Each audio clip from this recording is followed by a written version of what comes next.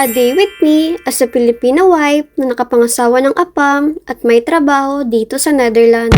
May napapaisip nga sa inyo kung ligtas nga ba itong dinadaanan ko papuntang trabaho dito kasi daw mukhang kagubatan nga yung itsura. Kaya for today's video, ipapakita ko sa inyo yung paligid ng aking dinadaanan. Pauwi na nga ako niya ng bahay at kakatapos nga lang ng aking trabaho today. At naisipan ko nga huminto muna dito banda kasi nga meron akong nakitang comment na nagsasabi kung ligtas nga daw ba yung dinadaanan ko papuntang work. Kasi daw mukhang kagubatan yung dinadaanan ko. Agree naman ako guys sa sinasabi nyo kasi nga mukha talagang kagubatan. At isa pa, wala nga ditong nakatira banda.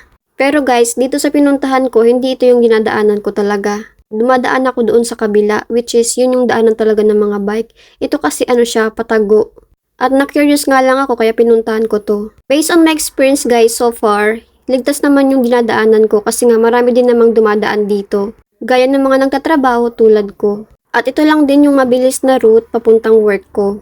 Hindi rin naman ako pwede dumaan sa may highway kasi nga bawal. So ito yung dinadaanan ko which is ano talaga siya, para talaga sa mga bike. At ang problema nga lang dito kasi nga kapag winter madilim siya. 'Di ba kasi kapag winter dito mga 5:30 PM pa lang is madilim na. At hindi lahat ng dinadaanan ko is mayroong street light. At ngayon nga ay summer, kahit nga mga 9 PM ng gabi is maliwanag pa rin, kaya maganda talagang magbike. At masasabi ko talaga guys na ligtas yung dinadaanan ko. At meron nga din akong nakitang nag-comment, sabi niya mukha daw siyang taniman ng mga palayan. You know what guys, dito sa Netherlands wala silang taniman ng palay. Yung mostly nakikita nyo is mukha lang siyang palay pero ano sila?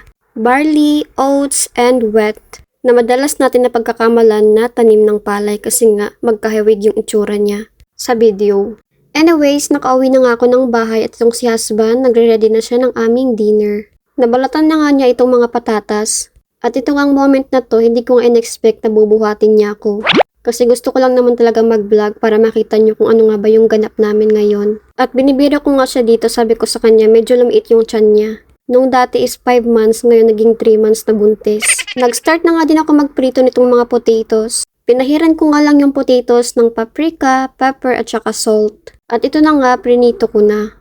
Nakabalik na nga itong si Mr. galing ng store at nagpabili nga ako sa kanya ng dark chocolate. At itong si Mr. nga, gumawa nga din siya ng kanyang salad. Ginamit niya nga pala dito is yung beets. And that's it guys. Thank you for watching.